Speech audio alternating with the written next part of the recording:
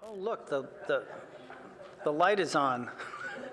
All right, since we're all here, all that are coming are here, call the meeting to order. Robin, can you call roll? Chair Bauer, Here. Vice Chair Corey, Here. Board Member Bernstein, Here. Board Member Kohler, Here. Board Member McKinnon, Here.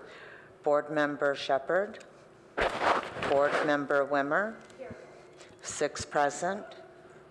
Thanks, Robin. I see no cards for oral communications, so we can move to any changes in the agenda. I don't think so. So we go on to meeting schedules and assignments, page 4 in the packet. Anybody have anything to add to that? Any meetings you're not going to? Yeah, I have an addition. Go ahead. I will be gone on May 23rd, and I will be here on June 13th. Oh, okay. Okay. I think. Thank you. Anybody else? That takes us up to our next item, which is a discussion of our retreat items. Before we move along, if you don't mind, on the meeting schedule and assignments, I decided to put some things up here on the screen regarding the upcoming meetings, because it is summer and, the potential for cancellation is high. Wow. So one of the things that I was interested in knowing if there's this, it was brought up at the retreat as well. Bo Crane has this book that he's written, or a pamphlet or something, on rock and roll history here. And so I was thinking, and I guess he participates with PAST. He goes 2 doors. Okay, so I thought it's interesting if we wanted to invite him to this board to do some kind of presentation on it, if he would be inclined to do such presentation. It might be interesting for the public. Someone's been in contact with me about the place that Jerry Garcia and Bob Weir met, and it's behind used to be a music studio, and it's right downtown on Centennial Alley. And so they reached out to me, and I'm kind of in conversation with them about their interest that way. So I thought it might be topical. I guess the Dead are coming to perform this summer, and so, tour. And so it might be a good timing to invite Mr. Crane to come and speak to the board. So that's May 23rd was a possibility for a date there.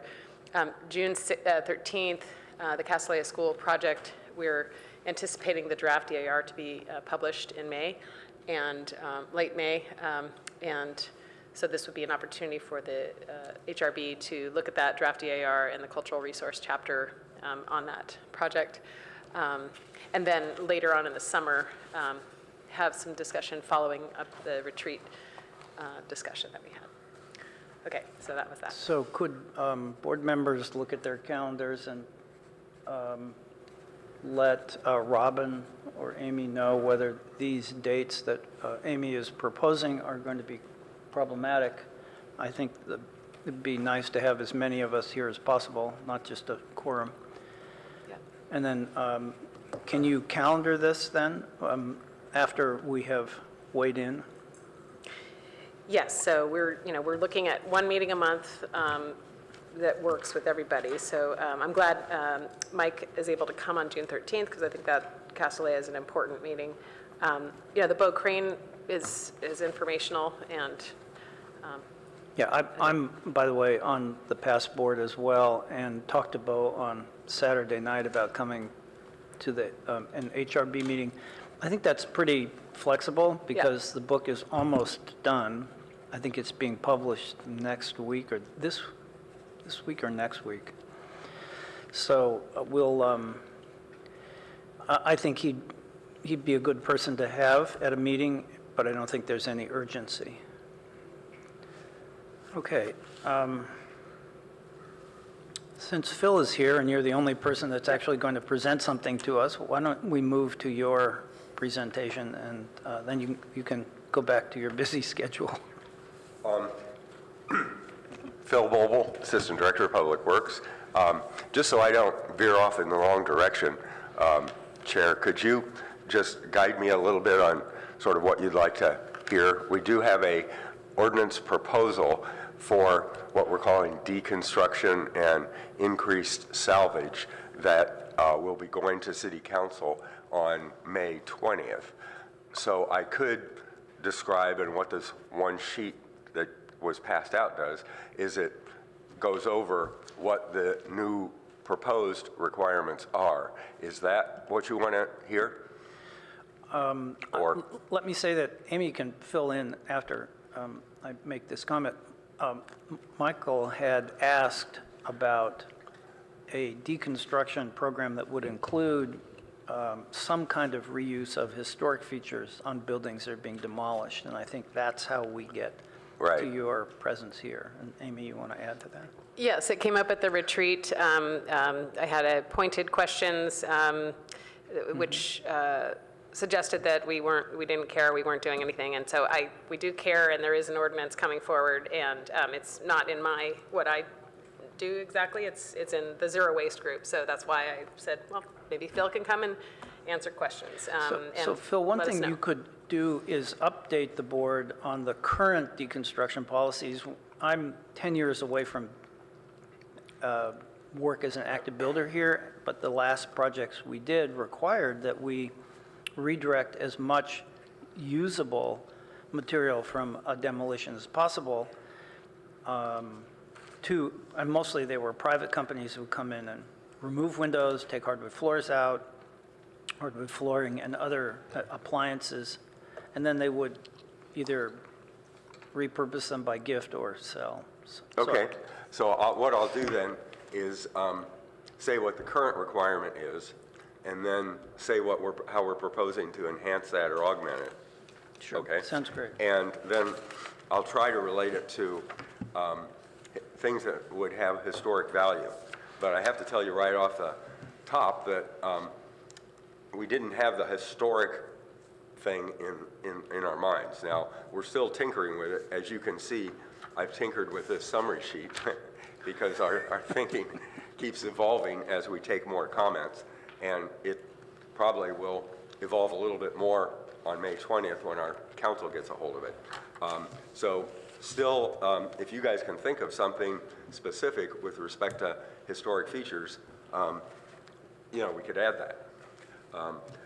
So I'll dive in and use this sheet, and it kind of, the proposal we're making kind of has two parts to it.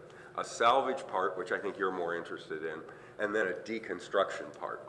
So I'll start with the salvage part, and there are existing requirements. So you see that number one, it says salary, survey, and reuse.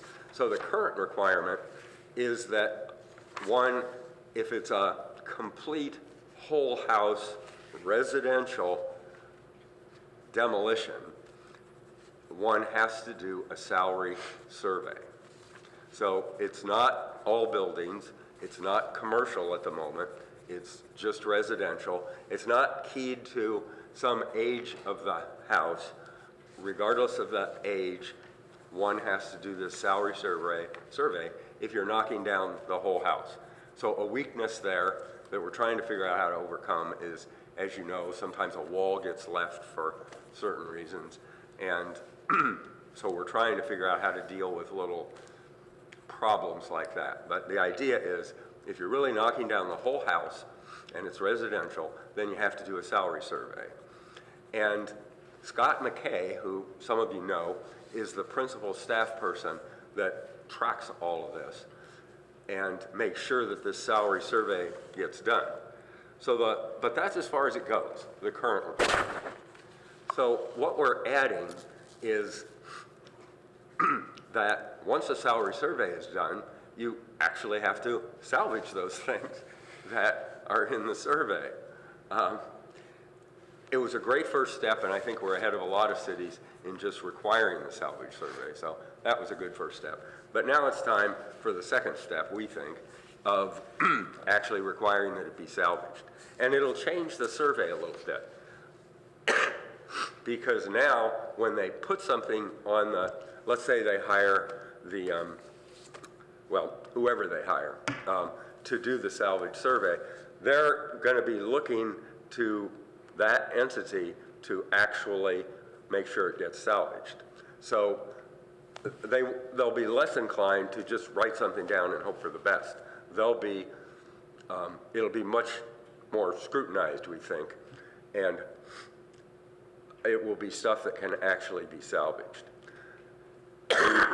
Like I say, we didn't really have the historic features in mind. If you have an idea of how we could emphasize that, we're open to it.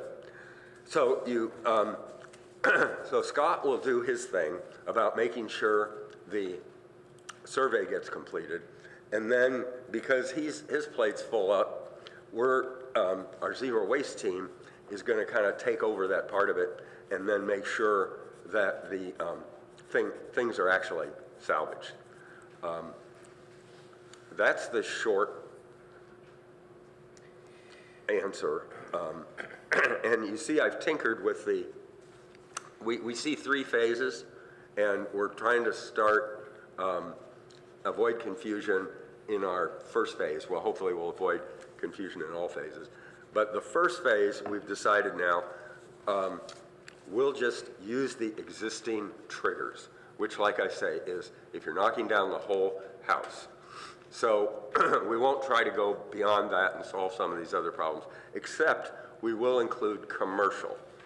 And we don't think that's going to be too confusing because statistically, this is only probably going to add about 15 sites, 15 commercial sites that are completely knocked down will be captured. That's what the pattern has been the last several years, is about 15 commercial sites per year.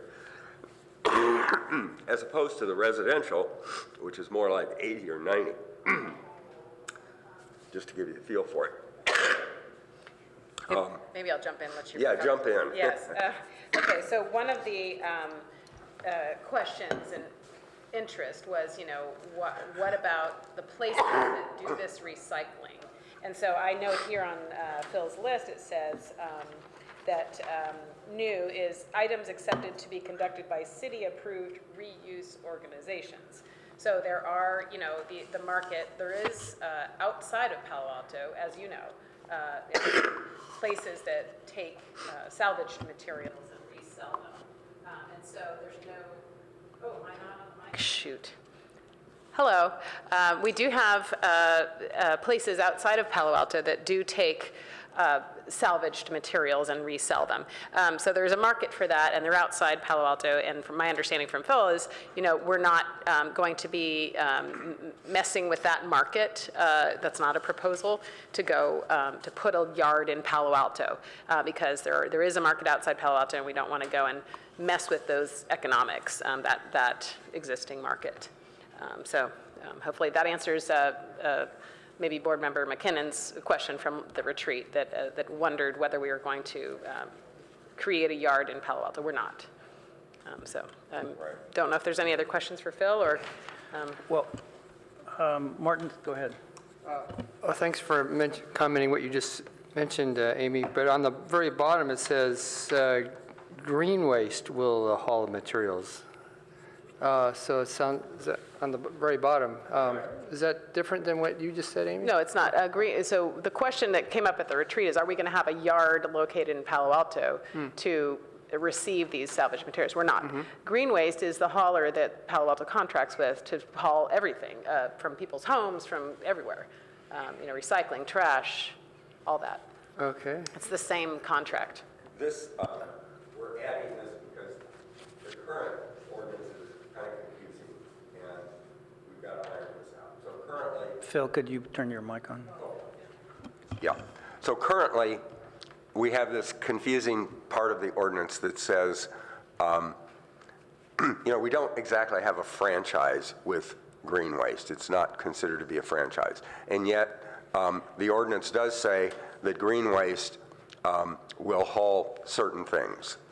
And, but for construction, it also says that self-haul is okay if it's a source-separated material. In other words, if you've got pure wood, you could have somebody other than green waste come in and take your pure wood to be recycled or reused. That sounds good at first, but what actually happens is they get some other vendor in there and they throw everything under the sun in this bin, and we have to fight with them to say, oh no, it was just source separated material. You're just creating a landfill bin, and we don't like that. So to clean that up, we're saying it's got to be green waste. You can take it to various places. We're not dictating that, and we're not building anything in Palo Alto to take it to, but it's got to be green waste. One exception to that is trucks. So, and small entities do use trucks, right? Just pull a truck in and fill up the bed. So we're not going to affect that. So small projects can still use trucks. But if you're using bins, it has to be a green waste bin. So that is to clear up this confusion that exists currently. Sure. Sorry, let me jump in here for a second. The last project I did for my daughter in 2014 was in San Mateo. We used, I'll use the term, the firm's redwood hauling for debris boxes. But we specified that it go to Zanker, because Zanker Road is a I can't remember the term, but they're certified. Right, and nothing leaves there that's not going to a recycled facility, and they take all the construction debris and they compost it. That's what they used to do. I don't know what they do today. So I'm wondering why that wouldn't be acceptable, because problem with green waste is they're not competitive in the market when you ask for recycling direction. And the three companies that I'm aware of will ask you whether you have to have a tag that says it's gone to a recycled facility, which we did have to have in San Mateo, and we shouldn't have that. So I'm a little bit concerned about giving green waste the only opportunity here in Palo Alto when there are other equally, what I think would be equally compliant opportunities. Well, two things. One, we've gotten into this whole area because when we look at the data for Palo Alto, what's still going to landfills from Palo Alto is 45% construction-related material. And that kind of woke us all up about 2 years ago when we said, oh my goodness, well, if we're going to meet our zero waste goals, we're going to have to address these construction. And it's not just demolition, it's also stuff that's created during the construction process, right? Which is a lot of stuff. So it's demolition and it's the construction phase. And putting those two things together, it's 46% of what still goes to the landfill. And some of the, what's happening is people are taking stuff, and it's some of these other vendors, to other landfills, and then it gets counted because they have to report where they got it. So the Ox Mountain landfill, these places are taking the stuff, and it's originating in Palo Alto. So that's one point. The second point is, it's what you said about Zanker isn't completely correct. You said everything that goes to Zanker gets recycled. No. They have a pretty big amount, about 30% of what comes in goes to a landfill. So they only get 70% what we call diversion at Zanker. And if it's source separated, we think that can be a lot better. If more material is salvaged, it can be a lot better. So that's why we're entering the fray here. I think what Martin's suggesting is if there was two people, you wouldn't have a monopoly and you wouldn't have somebody who's completely uncompetitive. So by having one now, you don't have that competition. And I know several contractors who just sneak around and do their own waste and don't use green waste because it's too expensive. I think that's what, two solves the problem. You don't need everybody, but one means they can charge whatever they want. I'm sure that's obvious. Well, I'm surprised, Phil, to hear that about Zanker. But I guess the point is, my question is, does green waste then guarantee 100% redirection? No, not 100%. So we just think we can do better. We're not sure how much better we can do. Better than 70%? Yeah. So our goal, our overall city goal is 95% what we call diversion by 2030. That's the same kind of goal that our greenhouse gas thing is. You know, we have these high-level goals. Sure. A number of them fall in 2030, and this is one of them. We're not sure how much better a place like Zanker can do, but they've told us, you know, look, if you do source separation and you have, and that comes to us, first of all, the price will be less because it can be less than half. You bring us a big doggy pile of stuff, it's one price. You bring us wood, it's a very different price. And so there's an economic advantage to salvage and what we call deconstruction. We haven't gotten to deconstruction yet. That's the second part. Maybe you don't need to hear about that, but know that that's part of the deal too, is trying to ensure deconstruction, even if it's not salvageable, so that it can be recycled better. Martin, you had a follow-up? Yeah, picking up on comments you've heard on a couple other board members already about the monopoly of if Green Waste is the only company that needs for bin boxes delivery. So, you know, we have a special inspection requirements also for projects. And a contractor or engineer can specify any, from a list of approved, has to meet all the requirements. And again, I'm just thinking about from a contractor's point of view, if there's no competitive bid on hauling a bin, just like the special inspection, there's, you know, you have a choice. Maybe green waste becomes the decision, but at least give contractors a choice so that they can look at, you know, some bidding opportunities. You know, why pass that? If it's monopoly with a monopolistic price, that hurts building homeowners. So why put that punishment on them financially? Yeah. So just like special inspection, it still has to be done. So why not have the bin hauling? It has to be done properly. Yeah. Thank you. I have a comment, Margaret? yeah. So I'm actually working on a project right now where we're doing a deconstruction. It's a house that we're going through that process right now. And so we've had green earth appraisals come out, and they've appraised the materials that are going to be deconstructed. And another element that factors into this whole process is the tax write-off for the homeowner. And so the green earth appraisal will come up with a list of items, and I don't know if they attach a value to it. And then they give that itemized list to Rebuild Green, who's the deconstruction contractor. And then what happens is that once that material is removed, it has to be donated to, they said there were two vendors, Habitat for Humanity or Garbage Reincarnation are the two companies that will accept this material. They select one of these companies. And then so the appraiser has to make sure that all of the materials that are on his list are delivered and received by one of these donation companies. Then he will sign his appraisal as well as the company that receives the material. And then with that, the homeowner gets this, I forget the tax write-off. It's a special government form. It's like a donation. It's like a charitable donation. Yeah, it's a government form that then the homeowner doesn't get that form until this process has gone, the whole process has gone through. And it's more or less, I think it's great for the homeowner because it's a tax write-off incentive. I think that's, and also it costs him less.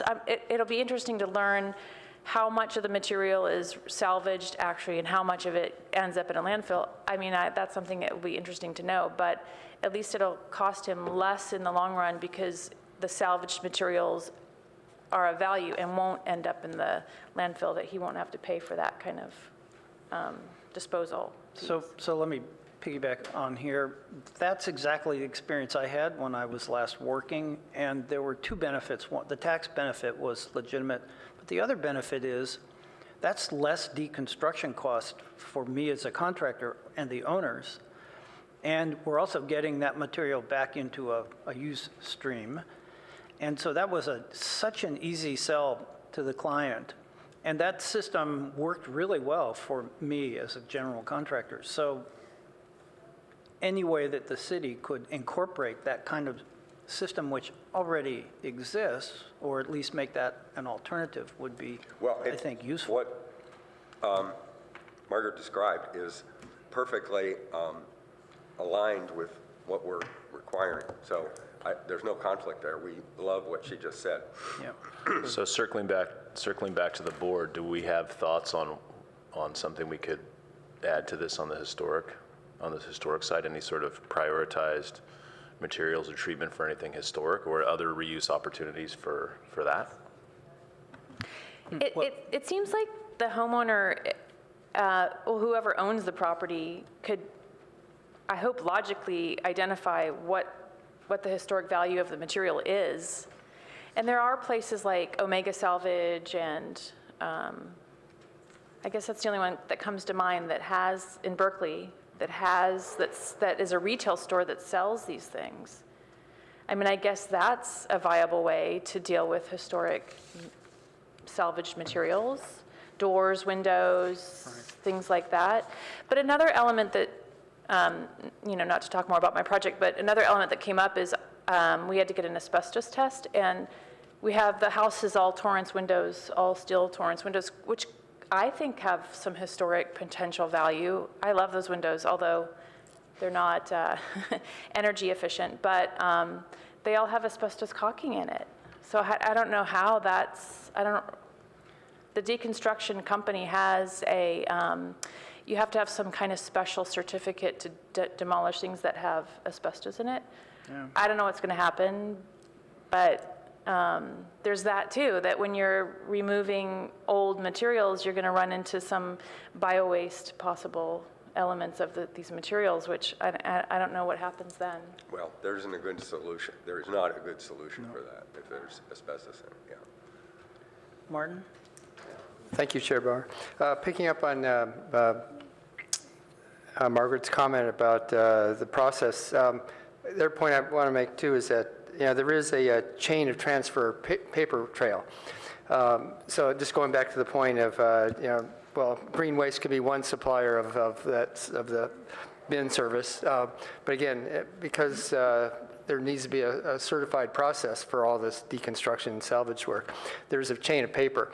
And so if whoever hauls stuff away, it's their responsibility. The contractor is going to make sure the process is done properly here.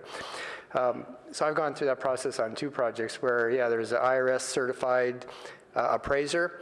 And so the woman I used, she understood this is historic, non-historic, and she was and then making sure that the chain of paper goes to the right person, the right reseller, and all that stuff. And then, of course, as Margaret mentioned, or Bauer mentioned, this one project, it was the homeowner saved $44,000 in taxes. So it's a pretty sweet deal.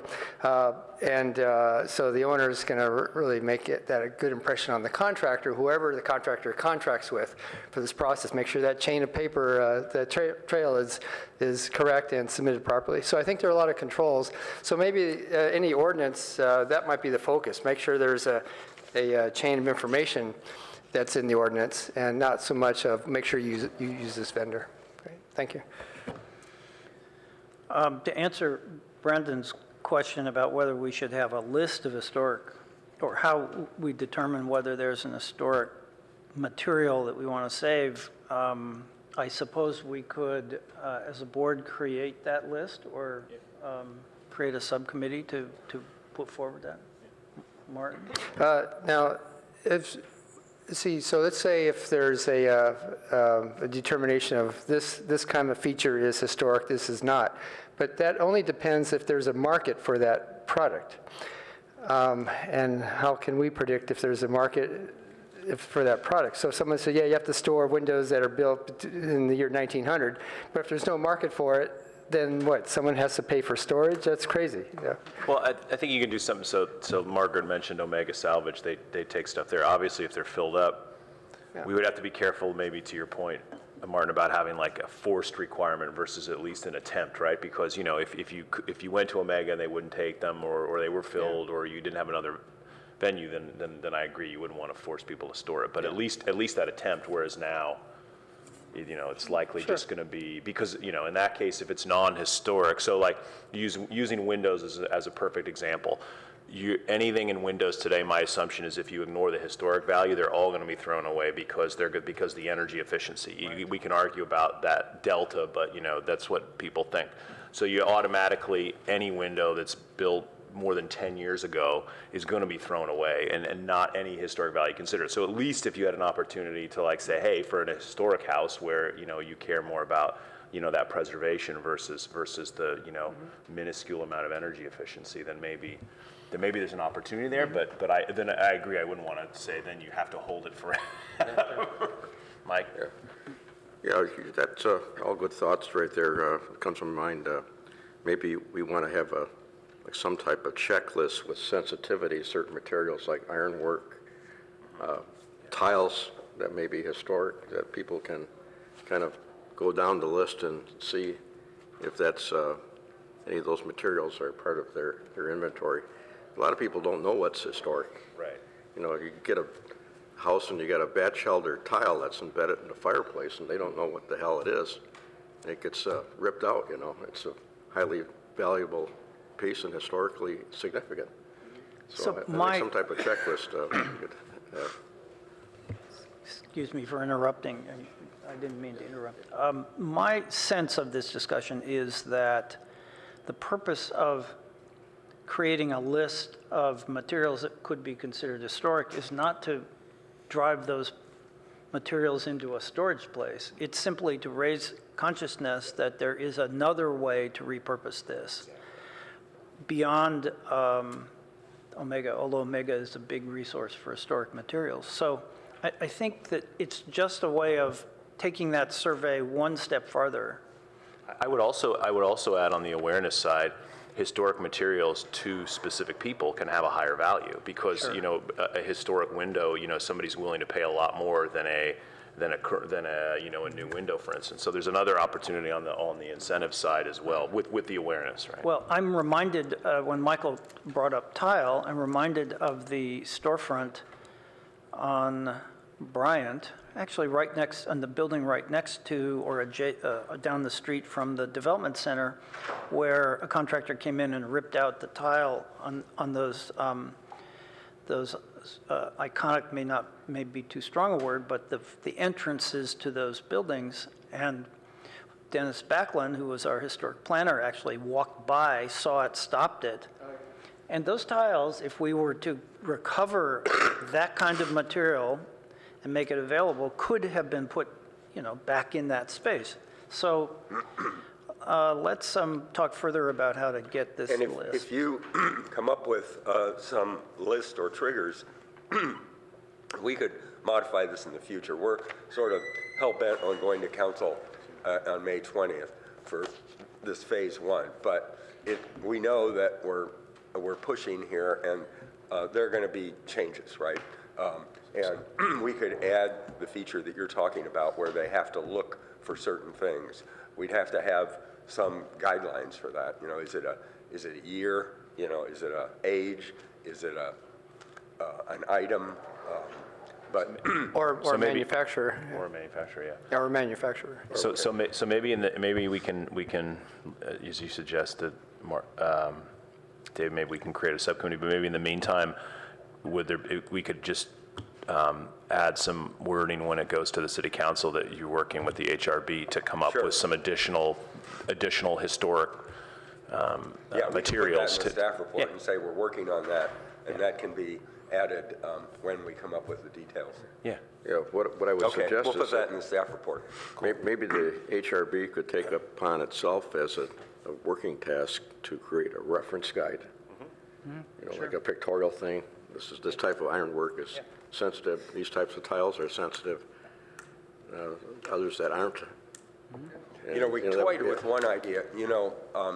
Former council member Karen Homan, as you all probably know, was really a salvage advocate and pushed us to do more. So one thing that we toyed with was the survey would be done, and then there'd be like a 2-week period where people could come in and actually see the stuff, and local people, rather than take it to a place, I'm not familiar with Omega. I'm going to check it out now that you've made me aware of it. But rather than haul it off somewhere else, let people in the immediate area see it and give them time. We discarded that. The contractors really didn't like that because it adds a couple weeks on, and they don't like that. So we don't have that feature in there, just to let you know. The other thing in response, if I could just say, to having green waste be the sole hauler, that's just the hauler. They can still dictate where it goes. And that is where most of the cost is, the tipping fee. And so there is a competitive feature there. I just wanted to point that out. Okay, well, I think we will take the next step and try to develop a materials list so that you can blend that in later. I would tell you, in my personal experience on the Crescent Park Neighborhood Association blog, that a lot of materials are put on there as people are doing remodeling. They say, I have these steel windows, these Torrance windows that we're not going to reuse. Does anybody want them? It would be, I'm not sure how the city could do this, but. We've toyed with that idea. It's another task. It's something we'd have to, have somebody do. That's right. Somebody has to put it in there. And check it and delete the stuff that's old. Sure. And, you have to. I know. Listen, it's not simple. Yeah, it is. Nothing is. The neighborhood is doing it now informally. Yeah. And so that's encouraging to me. Yeah, that's great. I think we should just announce that there's a business opportunity and there's an app for that, and then someone will come forward and, create a Craigslist for whatever, for this kind of a thing. Sure. And then there wouldn't be a 2-week waiting period. There would be, instant alerts or whatever, for people in the business that are looking for these things. Right. It's complicated, but it's happening. Martin. Yeah, picking up on that point about how does people get noticed about this. So I've had 2 experiences personally where the bricks at Stoller Court, formerly Landing Chateau, they were removing those, and they were putting into a dump truck. And I just happened to walk by, and I said, I'll throw those away for you. Anyway, he actually drove his dump truck to my property, unloaded it, and I have all those bricks. They're fantastic bricks. And then on, I think it's Wilson Condominiums on Alma Street, they were tearing down a 1920s house with solid redwood columns. I just happened to be driving by. I did a U-turn. I told the developer, it was Kulikov at Harrington and Kulikov. And I said, I'll throw those away for you. They said, write us a letter that you won't get hurt if you take them. And I wrote a letter. He says, okay. And I have them in my house. They're solid redwood Doric columns, fantastic. Anyway, my point is, only because I was driving by. So maybe something we can think about is if we come up with a historic list, or when there's a demolition underway, maybe somehow that gets advertised somehow. Maybe that ties in your comment, just so that people know about it, so that, oh, hey, Saturday, come look. I'm available. Let's go take a look. Because if people see it, say, oh my God, that's fantastic. We haven't vetted this, so I don't think we can throw it in on May 20th. But hearing you talk, one thing we could require is say, everything that's on the salvage survey, you have to post it on a website.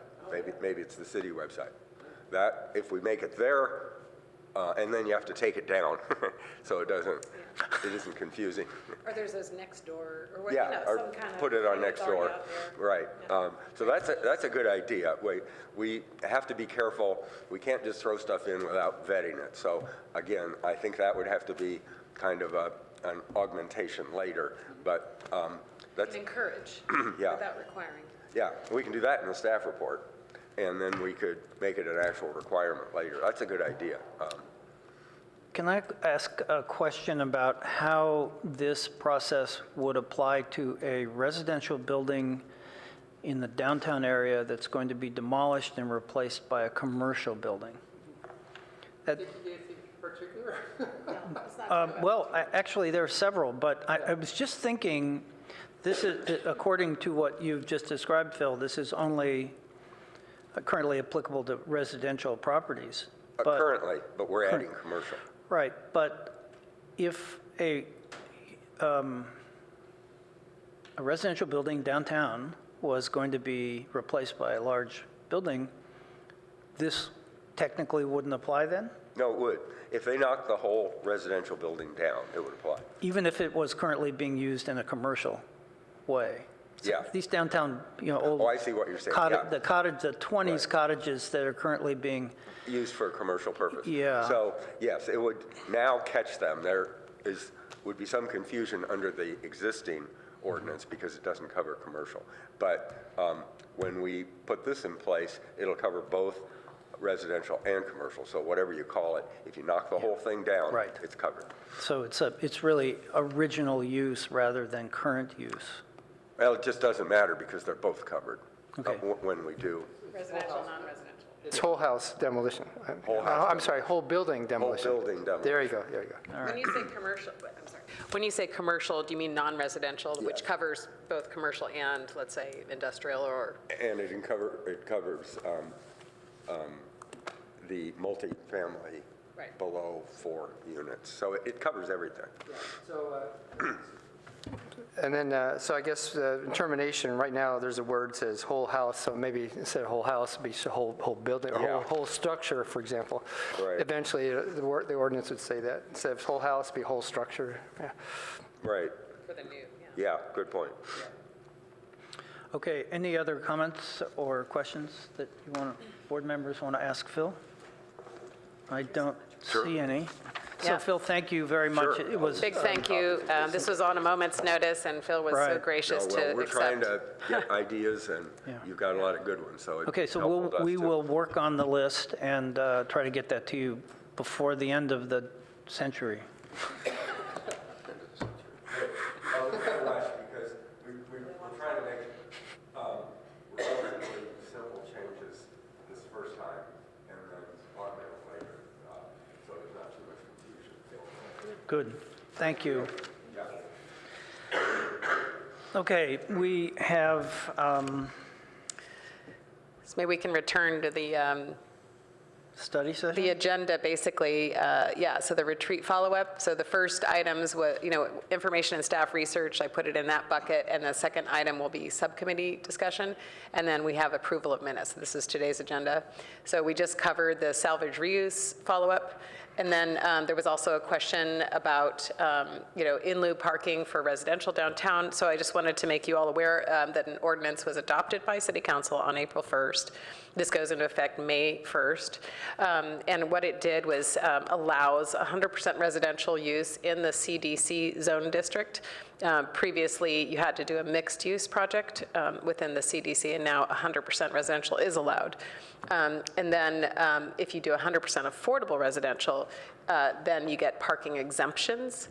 And then the council directed staff and the planning commission to work together towards additional research and proposals for decoupling parking and in lieu parking and off-site parking for residential downtown development. One thing just to be aware of is the in lieu program that was established way back when, and the assessment district were related to non-residential development. So they did study the parcels all downtown and came up with, how many parking spaces are not provided for this, this use, commercial or non-residential uses, and then they assigned a number to that, and then there was a value to that, and there was a payment for those spaces not provided. But it was all based on a one space for every 250 square feet. We call it the blended rate. And so that's what was paid into the assessment program that covered the parking garages that have been built and going forward, the next set of parking garages. So it's all been, for instance, churches. This church across the street is a good example of a building that was never assessed for parking not provided because it wasn't a commercial use. We have that same situation for residential uses. They weren't assessed. So going forward, this is the kind of thing that would be studied is, gosh, if somebody wants to come in and put a residential project, can they pay in lieu fees for parking spaces not provided? I think that's the question.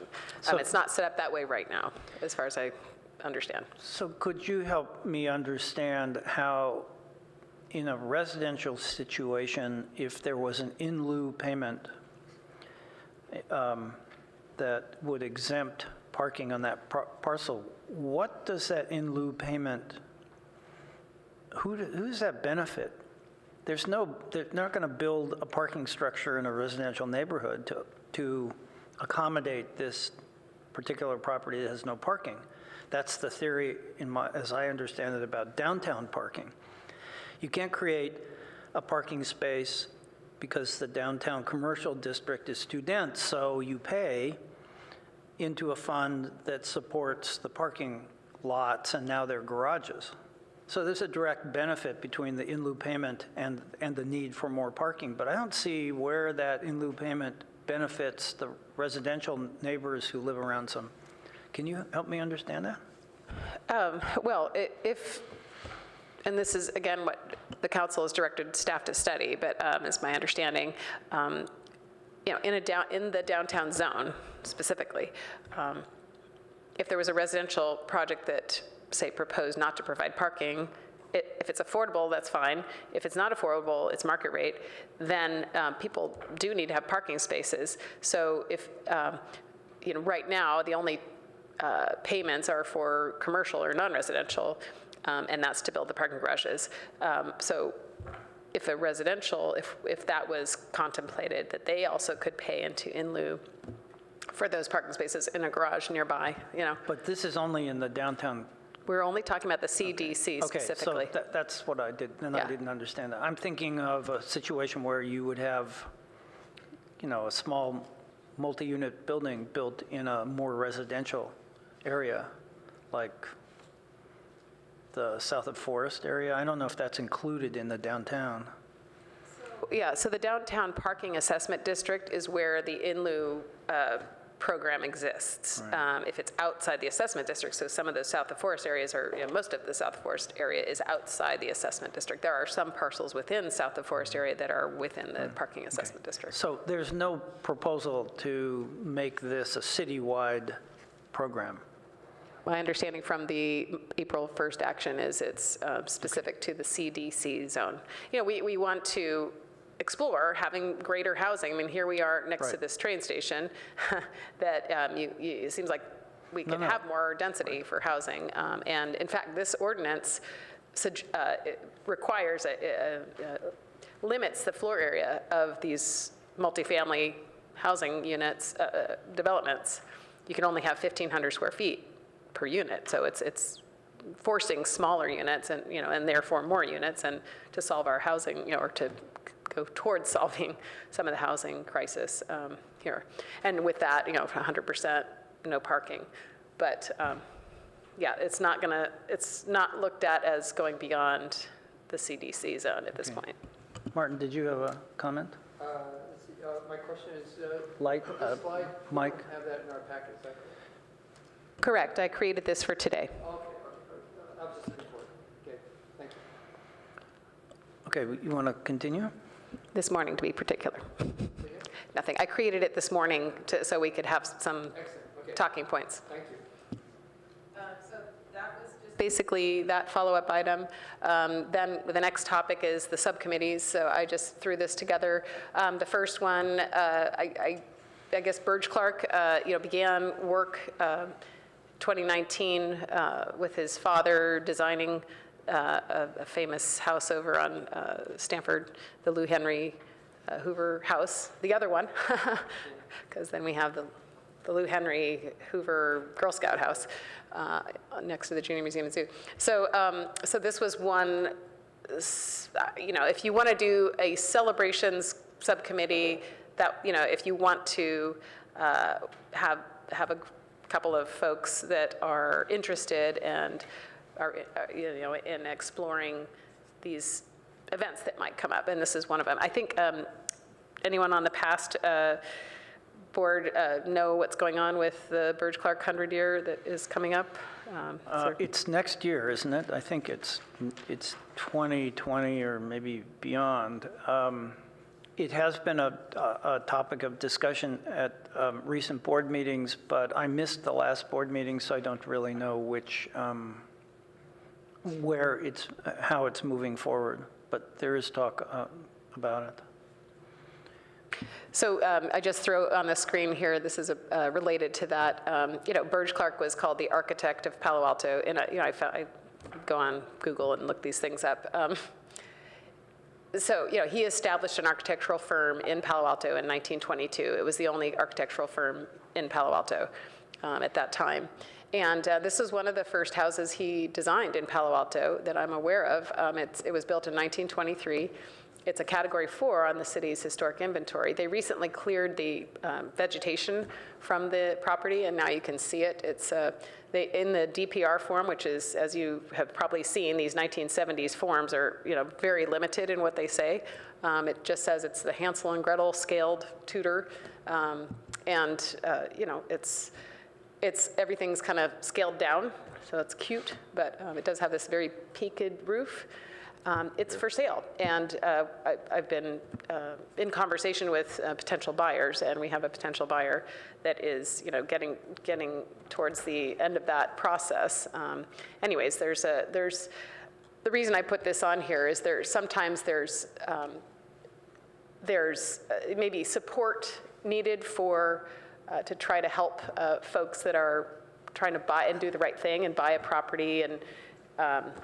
Because they're interested in preserving it. And, so is there interest in a, part of the community outreach, maybe an assistance subcommittee that could be a contact, for instance, because I could refer, say, hey, you want to call somebody on this community outreach and assistance subcommittee, and they can talk through some things, and, because it's not something I can take on. Some of those things might involve, talking to appraisers or what have you, and helping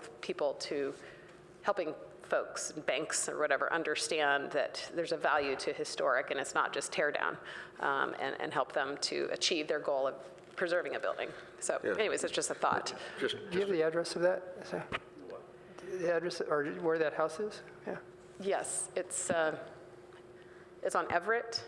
Yeah, just Yeah. a comment on that house. That's kind of in my neighborhood. I went through it just before, as it was being sold. It hasn't been sold yet. It's in process. Pardon? It's in process of being sold. Yeah, it's in process of being sold. Yeah. But that sold almost immediately, which kind of validates the value of a historic property. It's a very small house and not capable of meeting modern living conditions for most families. But the family that purchased it, my understanding, talking to the realtor, was a person who bought it for his parents to live in. The sale hasn't completed, my understanding, because, for each and every one of these houses that goes on the market that's either listed on our inventory or listed as potentially eligible, I get those calls. It keeps me very busy, buyers and sellers. Yeah. And so, this is one of them, and, to go through and say, well, what does the code say about Category 4s outside of downtown?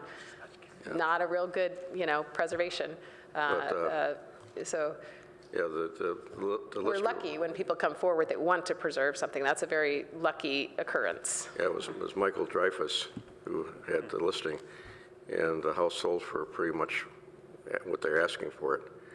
But I talked with him, and he was lamenting the fact that, it's historic. We can't do a thing about it. It's Category 4. Anybody that buys it's got to have it exactly like it is right now. So, I mean, he's misinformation. Yeah, I mean, that's the whole point. He was kind of down on the historic preservation thing, which indicates to me we need to do some more work on educating some of these prime realtors in town what the real story is. Because they think that if it's historic, it can't be touched. Yeah, it's a day-to-day conversation with each and every buyer and each and every realtor that calls. I mentioned at the retreat that I had done a big presentation to the Realtor group that meets, Silvar. There were about 80 realtors there, so I spoke with all of them, at least, in a big room. But yeah, I mean, how does the message get out there? How does the message get transmitted from, to new sellers who, this is new to them. They want to get maximum dollars, and they don't know. I mean, they don't necessarily call us. The realtors do. Can I interrupt briefly? Brandon has to leave, so before he goes, when we're looking at these, can we go back, Amy, to this page? I don't think today I want to try to create subcommittees for all of these ideas. I'd like to have board members think about this. We already have a Mills Act subcommittee, which I want to talk about in a moment, but could board members review this, and then maybe Robin could send an email to all board members asking interest, and then people can just respond so we can get a sense of who's interested in what. Should we also add one for the conversation we had earlier to the list about a salvage? Oh, yeah, right. Yeah. So I think that, right. Thank you. Okay, so I know you have to go, Brendan, but I just wanted to get that in the record, and so that we can have.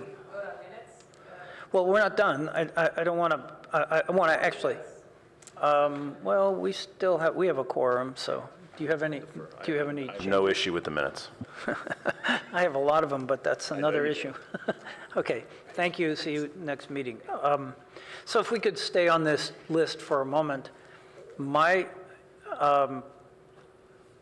impression is that the HRB Awards program could be easily partnered with PAST and PAHA.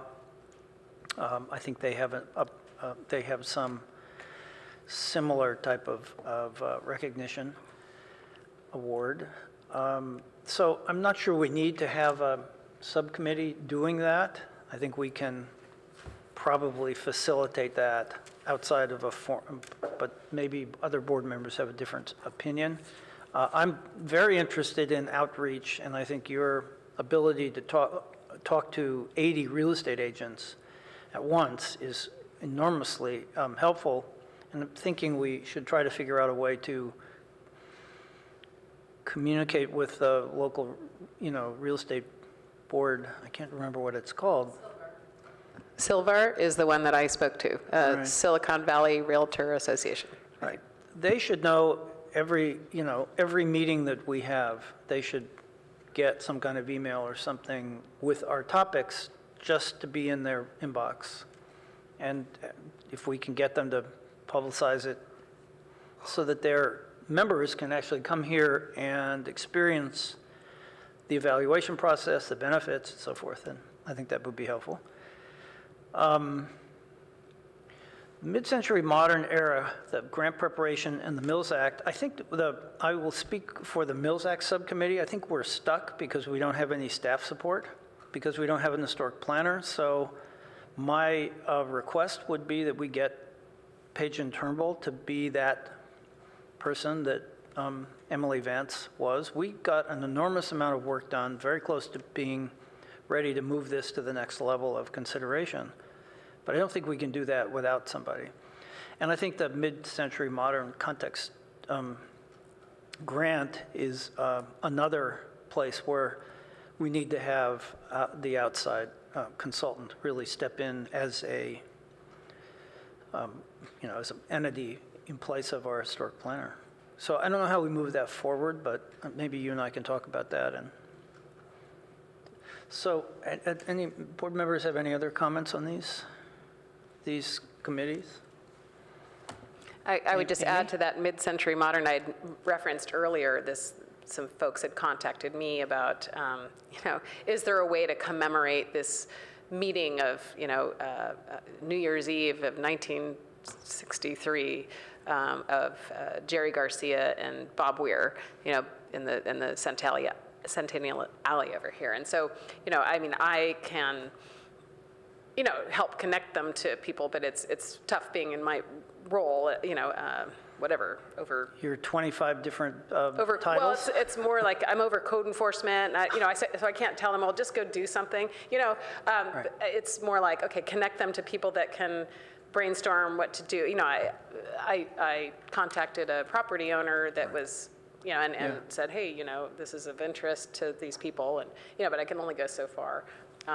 But so this is just one of these things that's not 100 years old, so the past or PAHA will not pick up on this.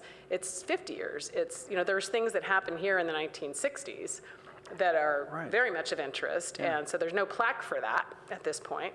There may be events or places that maybe there's an interest in mid-century modern that could consider some kind of recognition. I don't know, it's not awards, but it's recognition of the importance of the 1960s, let's say. Well, I Not think sure. Bo Crane's book about the Yeah. rock history, Start with that. which is starting in the 50s, really, but accelerates quite a bit in the late 60s, is certainly the first step in publicizing this. Speak, and then maybe there's somebody who wants to be on a subcommittee that, Okay, so Martin? Yeah, on the community outreach, I'd be willing to participate. So if you're meeting with real estate agents again, so I enjoy speaking to real estate agents to help address some of the questions that you get from them. So, good. I'd like to say, comment. Sure. I've been sitting here for a while, and for some reason I wrote down, when did I get on this board? And I think it's 1998. And I think, Martin, you guys came on with me at the same time. 1998, so that's 21 years ago.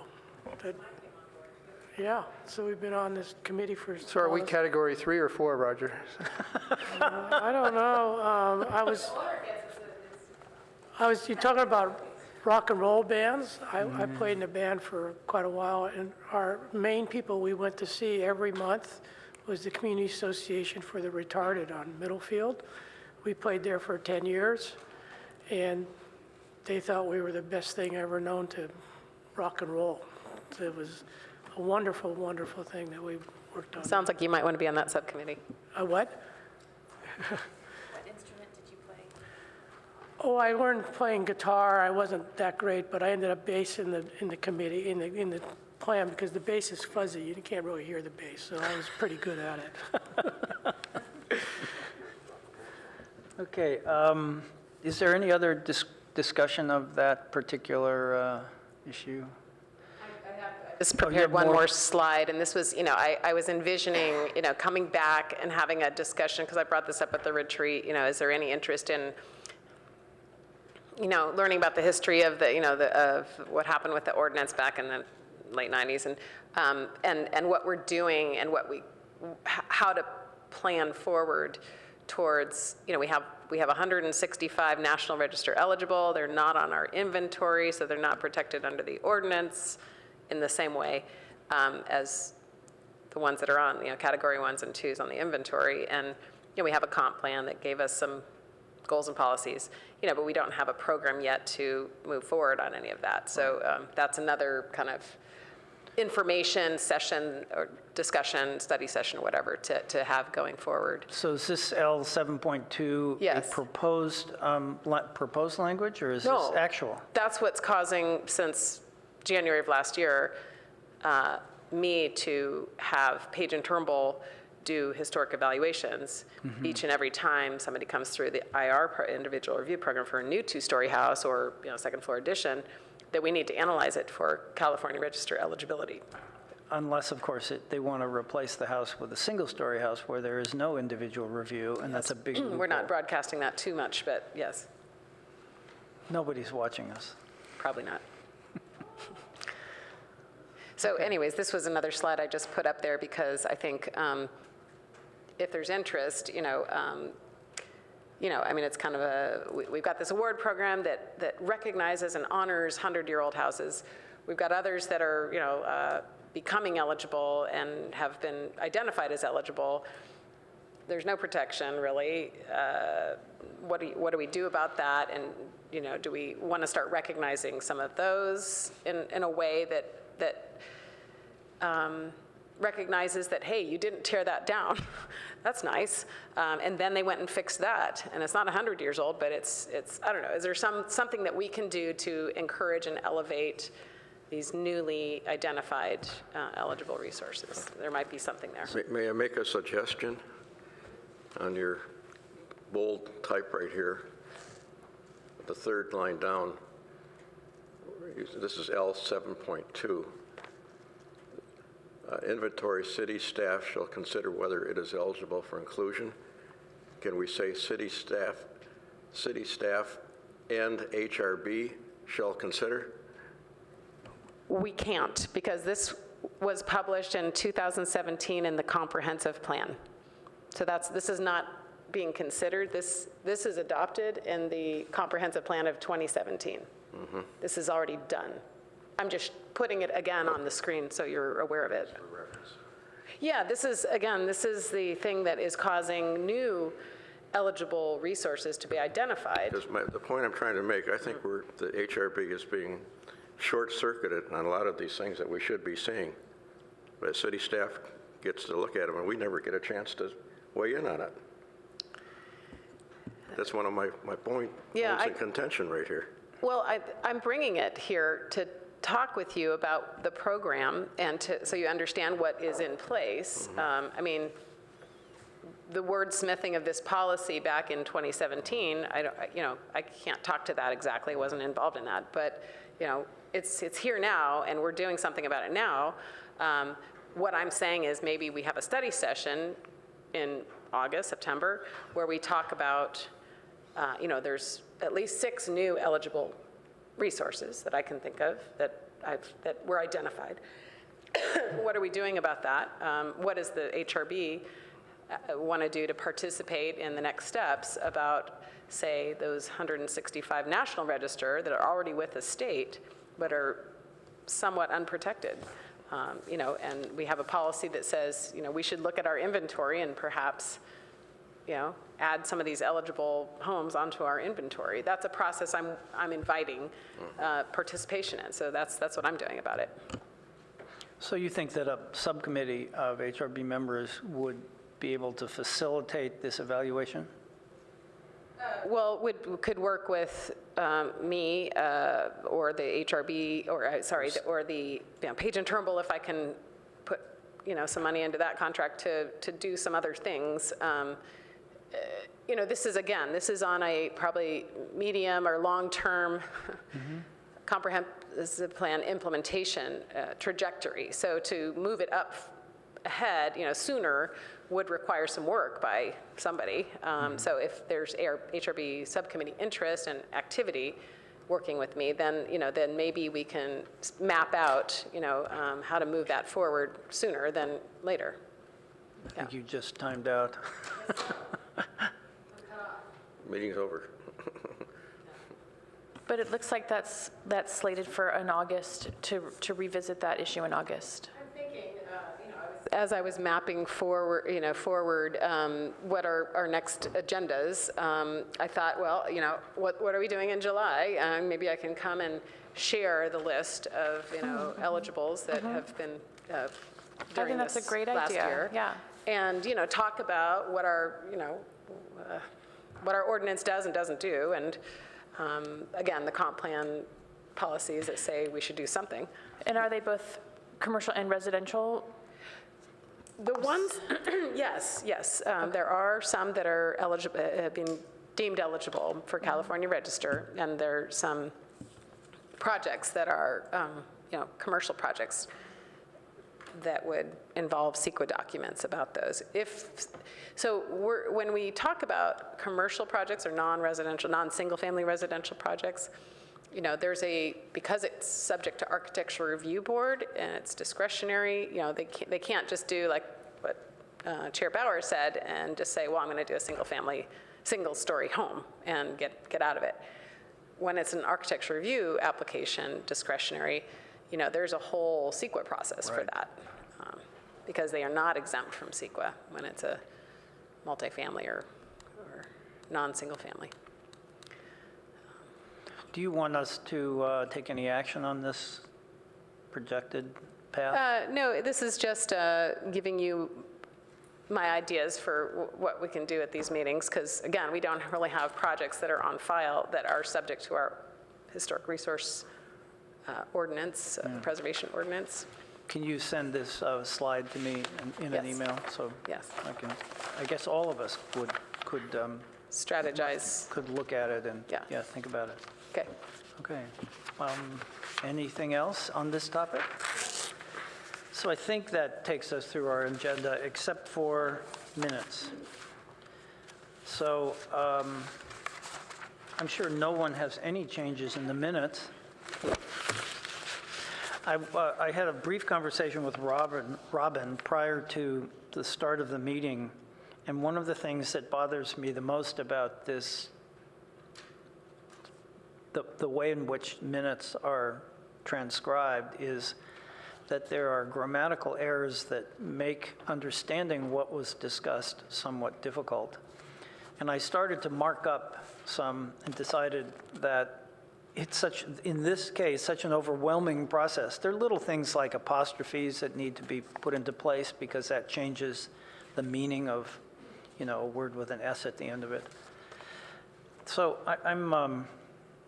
I don't have any suggestions for changes in this because the gist of our conversation, which was quite long, is there, but I just expressing some frustration in the way in which this is preserved. And I am reminded of reading a 1998 council discussion of a Historic Resources Board issue, and there were grammatical errors in that discussion, and it made it somewhat hard to understand what was being discussed. And so that's why I'm thinking about this. I don't know that there's any particular way we can make this clearer, but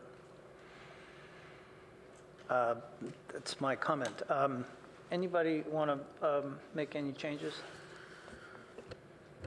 Well, I tend to agree with you. I went through these minutes, and they were pretty difficult to comprehend, a lot of things. Like you have the words, instead of using T-O, there's T-O-O thing. There's a number of different things like that. Yeah, exactly. I could have a long shopping list if I wanted to go through. So do I have a motion to approve?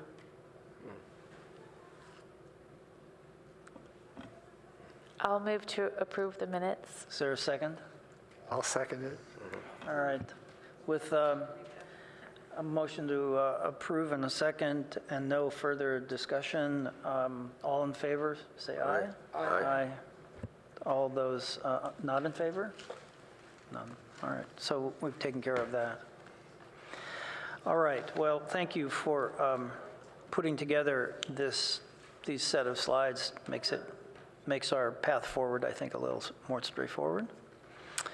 And with that, let's see, our next meeting will be May 9th, is that right?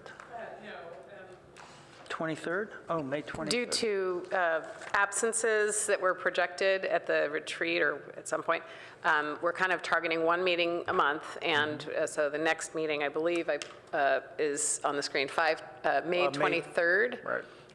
Will be our next. So we'll cancel the meeting of whatever that is, 5, May 9th. 8, 9? 9. 9th, 9 yes. on our calendar. In fact, I'm out of town, so that works out. And then June 13th is an important meeting because that's where I'm targeting for the Castellea. I'm the project planner for Castellea project. So Good. All right. Any board member comments or announcements? I see none, so I think that we will consider the meeting adjourned. Thank you very much for your participation. thank you.